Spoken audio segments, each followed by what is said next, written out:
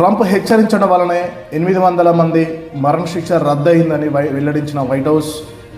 ఇరాన్లో ఆందోళన ఇంకా తగ్గలేదు. ఇరాన్ ప్రభుత్వం ఎక్కడా తగ్గడం లేదు. దాంతో ఆందోళనకారులు కూడా తమ నిరసనను తీవ్రతరం చేస్తున్నారు.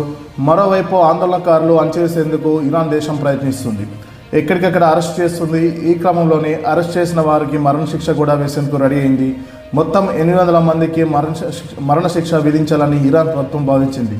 కానీ తర్వాత దానికి విరమించుకుంది. అందుకు కారణం అమెరికా అధ్యక్షుడు ట్రంప్ చేసిన హెచ్చరికలే అని తెలుస్తుంది.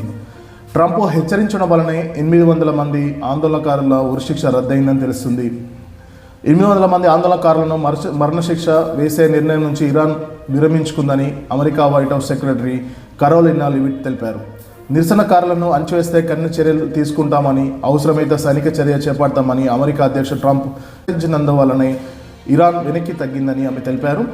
ఆ దేశ పరిస్థితులను తమ దేశ అధ్యక్షుడు ఎప్పటికప్పుడు పరిశీలిస్తున్నారని, భవిష్యత్తులో ఏ నిర్ణయం అయినా తీసుకోవచ్చని చెప్పారు. అయితే ప్రస్తుతానికి ఇరాన్పై దాడిని పోస్ట్పోన్ చేసుకున్నారని లివిట్ తెలిపారు. అయితే ఇదిలా ఉంటే ఇరాన్ గగనతలాన్ని మూసివేసిన సంగతి తెలిసిందే. తాజాగా గగనతలాన్ని మళ్ళీ ఓపెన్ చేసిన ఇరాన్ మూసివేసిన గగనతలాన్ని మళ్ళీ తెరిచింది. అమెరికా ఇరాన్ మధ్య ఉద్రిక్తలు తగ్గుముఖం పట్టాయి. ఇరాన్పై దాడి చేసే ఉద్దేశం లేదని అమెరికా అధ్యక్షుడు డొనాల్డ్ ట్రంప్ స్పష్టం చేయడంతో పరిస్థితులు సాధారణ స్థాయి దిశగా సాగుతున్నట్లు తెలుస్తుంది. ఈ నేపథ్యంలోనే నిన్న ఉదయం మూసేసిన ఇరాన్ గగనతలాన్ని రీఓపెనింగ్ చేయగా ఖత్తర్లోని యుఎస్ ఎయిర్ బేస్ బలగాలు తిరిగి బేస్కు వస్తున్నట్లు రైటర్స్ పత్రిక కథనం వెల్లడించింది. అంతకుముందు రోజు తమ దేశ ఎయిర్ స్పేస్ను మూసివేస్తున్నట్లు ఇరాన్ ప్రకటించింది. ప్రత్యేక అనుమతితో ఇరాన్కు వెళ్ళి లేదా ఇరాన్ నుంచి వెళ్లే విమానాలకు మాత్రమే అనుమతిస్తామని ఇరాన్ ప్రభుత్వం వెల్లడించింది. దీనికి సంబంధించి రాత్రి నాటౌన్ కూడా జారీ చేసింది.